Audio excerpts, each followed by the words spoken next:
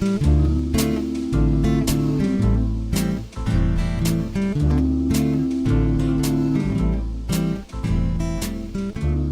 The Log. I'm Charles Purcell. A new week, whether we're ready for it or not. How are you doing? Well, I had some good conversations over the weekend with two of my sisters. I have a lot of sisters. So that was good. I still have a couple of friends, though, that I've lost touch with for the last couple of weeks since I made the move. So if you're listening, know that I love you and I'll give you a call one of these days. I kind of disappeared. I kind of ghosted a couple of people. But I haven't. It's only been 2-3 weeks. So does that count as ghosting? I guess it depends on your frequency of communication. If you communicate every day, 2-3 weeks is a long time. So yeah, have you ever been guilty of this? The move was kind of hard, it's hard to move. It's taxing. Moving is one of the more stressful experiences you can have in your life, right? That's what they tell us. And especially in these sort of emotional times, high-stress times, for lots of reasons. You've all moved. You know how this works. You got boxes. You gotta unpack. You gotta organize. It's a job. And yeah, I disappeared. I disappeared from a couple of people's lives. I feel bad about that. And my conversations, it was my sister Mary's birthday. So we spoke a couple of times. And my other sisters, we communicated as well. But I found myself kind of confessing in one of those conversations to the fact that I cry a lot these days. I've always been a little bit of a crier. A sentimental movie, I'll drop a tear. That's always been something about me that's true. But, the triggers now and the frequency. Holy hell. I'm crying at least a couple times a day. Just a thought or a song or a television commercial, something will get me. It'll just get me. Yeah, I seldom cry. I don't know if I've ever cried because I was sad. Well, outside of loved ones dying, I've done that. But no, I don't cry because I'm sad. I cry because something is moving or sentimental. I guess there's a hint of sadness in there. There's a little melancholy in some of that. Like when George Bailey reads the inscription from Clarence, "No man is a failure who has friends." And then I think, well, gee, I don't have as many friends as George Bailey. Look at his house full of friends. So there's a mix of emotions happening there. It's a beautiful moment, so I'm crying, but then I'm also thinking, God, I'm kind of a failure. I don't have friends like that. I don't think a whole town would get together and save my butt if I was in trouble. I don't know. I think about that sometimes too. I kind of wonder about my funeral. I want to do was it Tom Sawyer or Huck Finn? I always get the two confused. Which one went to his own funeral? Was that Tom Sawyer? Anyway, sometimes I think, I wish I could do that. I wish I could know. Because if it's a lot of people, if it's a really lot of people who show up at my funeral and they're really upset, I'd like to know that ahead of time. It'll make me feel better. But I can't help but think that, I don't know. I've been kind of an ass in my life. I've ghosted people like I'm doing right now. I haven't been the greatest person in the world. I try, and I fail.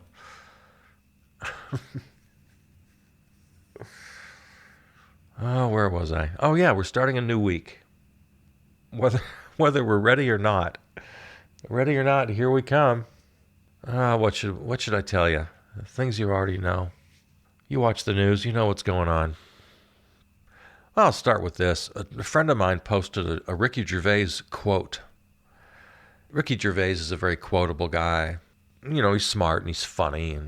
But this one really pissed me off. Quote, "If you're mildly conservative, you're Hitler, And if you're mildly left-wing, you're Chomsky. And if you're a centrist, they both hate you, and you're a coward. That's a Ricky Gervais quote. And a friend of mine posted it and defended his centrism. And a bunch of people, some mutual friends, all chimed in, for the most part, agreeing with him. Well, I hope you caught the absurdity of this. He's making an equivalence, a false equivalence here between Hitler on one side and Chomsky on the other. If you're going to make your point, let's have some real equivalence between your two extremes. Chomsky is the left-wing equivalent of Hitler? Really? Now, Ricky Gervais speaks off the cuff, and this was probably taken from some interview or something. It's not like he sat down and wrote this out. But if you're someone who reads this quote and takes the time to then agree with it, I don't give you the same slack. You can make really terrible errors when you speak extemporaneously. Trust me. I know. So I'm going to give Ricky Gervais a little bit of slack on this. This is a terrible error. People have tough times analogizing. But if you have Hitler on one side and Chomsky on the other, and you're creating some equivalence here, you are in deep, deep error. Chomsky is not a left-wing Hitler. Second part of it, if you're a centrist, they both hate you and you're a coward. Okay, I'll agree with that. And yeah, I do. I mean, I don't hate anybody, but I know what you mean. Yeah. I have the least respect in the world for centrists, because they ought to know better. And yes, you are a coward. That's exactly right. My disdain, I don't want to use the word hate. It's a terrible word. I don't hate anybody. My disdain for radical right-wingers, like the Proud Boys who ripped up Washington this weekend, I have a particular disdain for them. I have a distinctly different disdain for centrists, but it's nearly equal, or maybe even more. I have more disdain for centrists. It's just of a different nature. With radical right-wingers, they're just so obviously polar opposite in every conceivable way that it's easy to dismiss them. It's easy to make certain assumptions. They had bad childhoods. Something in their lives just completely screwed them up. And of course, the other part of it is you always want to judge the action and not the person. A tenet of mine that I really try very hard to adhere to, that I never ever judge people, I judge ideas and actions. So it's pretty easy. There's nothing complicated about judging guys in camo and AK-45s drinking and marauding through the streets of Washington, D.C., tearing down signs and banners from black churches and burning them and shouting vulgar slogans and looking for fights and carrying knives. And yeah, I mean, how easy is that to condemn? That's simple. No problem. My disdain for centrists is much more nuanced, much more complicated, because these are people who really ought to know better. They conduct themselves in life very similar to the way I conduct myself. They're reasonably friendly, logical people. They do normal things in the course of their day, you know? But when something like this comes up, I just want to grab them by the lapel. I just want to shake some sense into them. I just want to throttle them. Don't you have any idea the role you're playing in all of this? The complicity? Do you understand the phrase, silence is violence? Does that mean anything to you? Do you find no truth in that concept at all? The masses and masses of comfortably moral people in their comfortable center, and they have no idea how responsible they are for allowing the evil in the world to flourish. You and I have talked a lot lately about the numbers. There were only 700 people at this Million MAGA March this weekend. 700 people, including celebrities like the My Pillow guy, Alex Jones, and Michael Flynn. Those are the big names. Those are the big names. 700 people. And then the media attention they got. Of course, yeah, I mean, I understand why you're there, media. These people are very extreme. They do make for pretty good video. There was violence. There were stabbings. There was one shooting. Yeah, when a gang of 700 morphs into a bunch of drunk Proud Boys burning church signs when the sun goes down, yeah, that's newsworthy. Sure, I don't blame you for covering it. And I don't want to necessarily get into all this again, because this is one of our big complaints on this program, is the media coverage and how it creates the appearance of a 50-50 nation. No, this was 700 people. And by the time it got weird and violent at night, it was a couple of dozen people. But back to my original point. It's easy to condemn those types. There's nothing to it. You know, anybody can do that. Even a centrist can do that. But yeah, Ricky Gervais, you're right. If you're a centrist, I do hate you in the vernacular sense of the word, the way you're using it. And I do call you a coward. I absolutely do call you a coward. You're afraid to make a stand. You're afraid to disrupt your own comfort. You're afraid to even entertain the idea of the actual solutions needed because it would involve you and your privilege. Your material comfort will not be threatened. And so you put on this armor of centrism and you fire off your anti-intellectual ammunition. You say, oh, why can't we just all get along? Everything's fine. And just laugh at everybody. Laugh at the extremists. Yeah, I'm a lefty. Laugh at me. Call me an extremist. Call me a left-wing Hitler. I'm at least as left as Chomsky. Yeah, if you're a centrist, you are a much, much bigger problem than all the Proud Boys and Boogaloos put together. I'm telling you that right now. I'm saying it to your face. I'll say it again. If you're a proud centrist and you find it very easy from your comfortable perch to blame both sides equally and to just say, well, if everybody just got along, we'd be fine. If that's you, you're 1,000 times more dangerous than all the Boogaloos and Proud Boys and 3%ers put together. Those wackos could be easily crushed. Their ideas could be silenced forever. They would retreat into their dirty little corners like the vermin they are. If you stood up to them, if you called them out for what they are, centrists, you've got this enormous untapped power as a group. And you use it only to defend and to maintain your own material comfort. And you're threatened by those of us on the left who are calling out the evildoers. You're threatened by us because you're afraid you're going to get hit in the crossfire, that somehow your life is going to be a little less comfortable because the system is working pretty good for you. Centrists, you're the beneficiary of exploited labor. You're the beneficiary of white privilege. So yes, my disdain for centrists is of a quite different nature than my disdain for the radical right-wingers.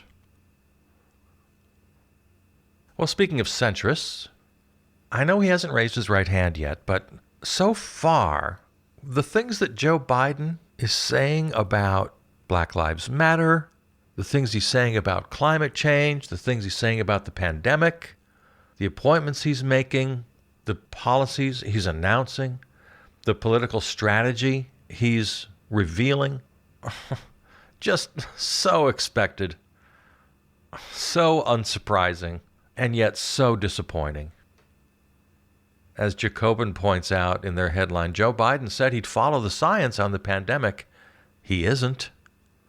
The most forceful thing he said is he's going to ask people to wear masks for 100 days. What? Tell me I'm wrong. Find anything in Joe Biden's policies here regarding the pandemic. I'm not finding it. He's assembled a team with great credentials. They all seem to be very qualified. He's going to listen to them. He's going to listen to the experts. But what he's actually willing to do as president with the power of that office? Nothing that I've yet found. Again, tell me I'm wrong. I'm looking for it. Because what really has to happen here, and what the science tells him, is that non-essential business should be closed. We need to have a serious shutdown. And as I've said since the beginning of this thing, if you're going to shut down, then give people the means to survive. But he knows he hasn't got a cooperative Congress. Depending on what happens in Georgia, he might. And he's already soft-pedaling his pandemic response. Lockdowns around the world, in China, Southeast Asia, New Zealand, proven methods of shutting down this virus. As we speak, in Europe, UK. The science says lock it down. I'm not going to do it. He's afraid of the pushback. And in order to lock down, you have to pay people's bills. And he doesn't know how to do that. He doesn't know how to get that through Congress. He's making the same noises on 2 of his other 4 pillar issues. Remember the 4 pillars? Coronavirus, racial equity, climate change, and the economy. Those were his 4 pillars. He's already backpedaling. Racial justice. Oh no, we don't want to defund the police. Never did. Never will. He just had a meeting the other day with leaders of the movement where he literally raised his voice. He's yelling at him, hey man, I'm Joe. I know what I'm doing. And you got to shut up about all this radical talk until at least after the Georgia runoff election. And then we'll see. But we can't move too fast. We're hearing the same old arguments that we've heard since the 50s from this guy. Of course, you deserve justice, black folks. But there's certain people we can't offend. We can't move too fast. We have to be patient. Come on, Joe. Climate change. Same thing, same deal. No, this is not AOC and the Green New Deal. This is not FDR by any stretch of the imagination. No, this is tinker here, tinker there. I mean, naming John Kerry your climate change czar of all people, John Kerry, Mr. Centrist establishment.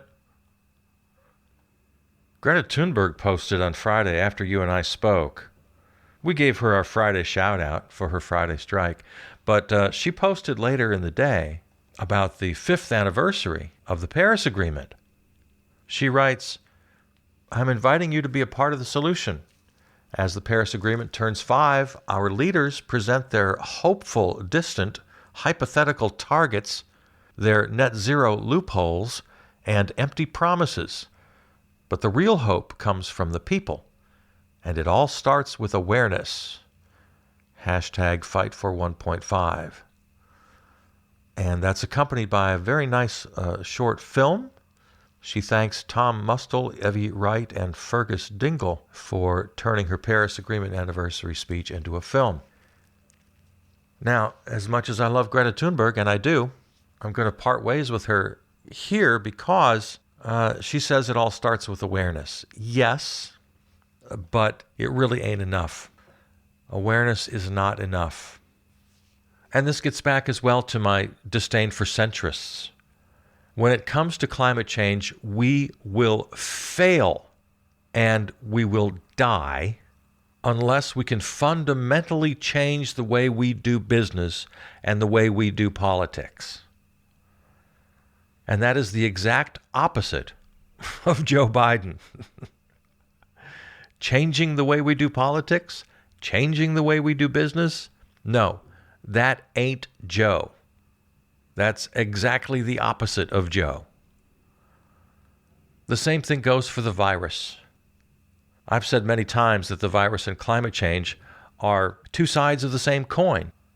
So many parallels between these 2 problems. It's as though they're mirror images of each other. It's just that the virus is happening at hyperspeed. Defeating the virus, and by defeating the virus, I mean stopping the death. People in the U.S. are dying at a rate of a death every 30 seconds.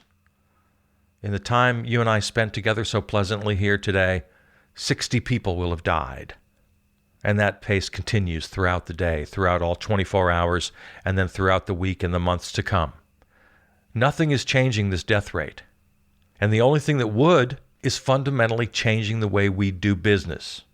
Shutting down all non-essential businesses, giving financial support to those of us in the lockdown, providing real material support in the way of protections for essential workers, and standing toe-to-toe with the anti-maskers and the free-dummers and telling them, no, you're not calling the shots anymore. It means following the science. It means taking bold action. And it means throwing out the old existing paradigms of everyday, day after day after day, profit and consumption. So where I part with Greta Thunberg is only in that sense. She's all about raising awareness.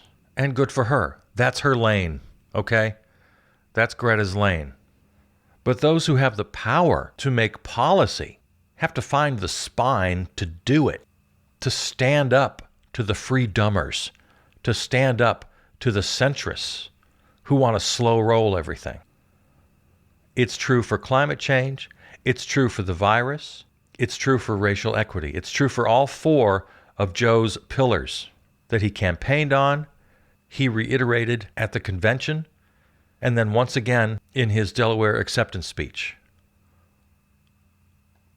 I saw a headline this week from EcoWatch. Human-made stuff outweighs Earth's biomass for the first time. According to a study published in Nature, concrete, bricks, asphalt, metal, other materials like plastic, wood used for building and paper, and glass. Those components now outweigh Earth's entire biomass, meaning the combined weight of all of its living things. Us, humans, non-human animals, plants. The weight of Earth's biomass outnumbered by the weight of stuff. The 5 years since the Paris Agreement, just more stuff. More and more. And more CO2 in the atmosphere. Our economics, our politics, the way we live on this planet has to change drastically. Or we're doomed by the virus, we're doomed by climate change, and we're destined to be separated by gender, by race, by religion, for the entirety of whatever time we have left on this planet. But the stock market keeps breaking records, and I don't have to tell you the numbers. We see them every couple of days. They update the numbers on how Bezos and Musk and the rest of them. The billionaires have made a combined profit over the last 8-9 months since the pandemic hit of over $1 trillion. And I'm talking about a half a dozen guys here. A half a dozen guys have made $1 trillion. They didn't do anything illegal. The system is working. The system is working great for them. The forced scarcity, it's why hospitals are at and beyond capacity. It's why prices can jump 10, 20, 100%, 1,000% overnight. The very notion, the very idea that pharmaceutical companies are making huge profits and their stockholders are making huge profits, and the 2 Republican Senate candidates from Georgia are cashing in, are profiteering, while thousands die and many, many more thousands worry about their next meal or how they're going to pay the rent, whether or not they'll be evicted here at the end of the month. And Joe Biden can make a nice little speech about having a green economy. And who does he put in charge to head the National Economic Council to create this so-called green economy? Brian Deese.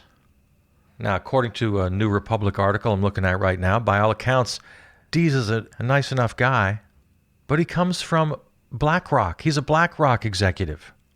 And yeah, he was put in charge of making their investments greener. But as this article points out, he's the very heart, the very definition of this centrist approach, investor-led solutions. He's defended Arctic drilling. Kate Aronoff of New Republic writes, throughout Deese's tenure as head of sustainable investing, this milquetoast all-of-the-above approach is roughly the one BlackRock, one of the world's largest managers of fossil fuel shares, has taken in its flashy climate commitments. And the company's recent years of press releases have been an object lesson in greenwashing. BlackRock's role, as Deese has put it, isn't greening the financial sector, but simply providing, quote, more choices and more options to people who might want to. He defended the having cake and eating it too approach to Christiane Amanpour back in February.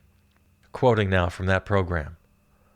The most important thing to identify is not necessarily are you going to divest from entire sectors or segments, but instead, where are those companies and where are those business models that are the most prepared for this transition?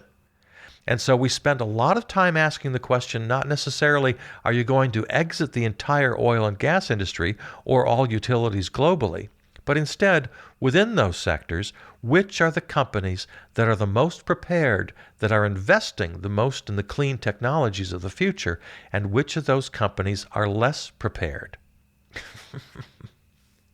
Yeah. Aronoff calls this milk toast. Milk toast indeed. When the assumptions are baked in, the assumptions of investing, of consumption, of growth above all of these centrist public-private partnership, all of this greenwashing, I'm sure is a term you've heard, all of it takes for granted the continuation of consumption, of growth, the exact fundamental assumptions that we have to destroy. And pretty much right on down the line, if you're talking about national security, talking about the Pentagon, the continuation of war profiteering, a China policy that will differ from the Orange Menace only in tone, but will continue to turn a blind eye to China's human rights atrocities, and a political posturing that's going to continue to reach out to the deplorables, to compromise with a Republican Congress, half of which should literally be kicked out for sedition at this point. Yep. Whitewashing, greenwashing, soft soaping President-elect Joe can kiss my lefty ass. And the wide swath of centrists in this country, concerned exclusively with their own comfort, and wearing this mask of neoliberal understanding, as though they alone possess this simple, unadorned common sense handed down from God that just says, oh, we all have to get along. Stop fighting. Everything will take care of itself. Yeah, I reserve a unique and pointed disdain at the centrists who, by equating both sides of an argument, are simultaneously uplifting the bad guys and pressing an immovable boot of suppression on the good guys. Yep, not having that. Not having that. If you care about this planet and its future, if you care about climate change, if you care about the virus, if you care about economic equality, if you care about racial equality, this big old tug of war we're having here needs a lot more folks on the left. The masses of people holding that rope in the center are holding the status quo, and the status quo ain't going to solve any of these problems. So I'm inviting you today, join us over here on the left end of the rope, please. I'm inviting you. You are cordially invited. You are welcome. All right, I've mixed enough metaphors for today. Let's leap into a brand new week and see what we can accomplish. I love you. I'm Charles Purcell.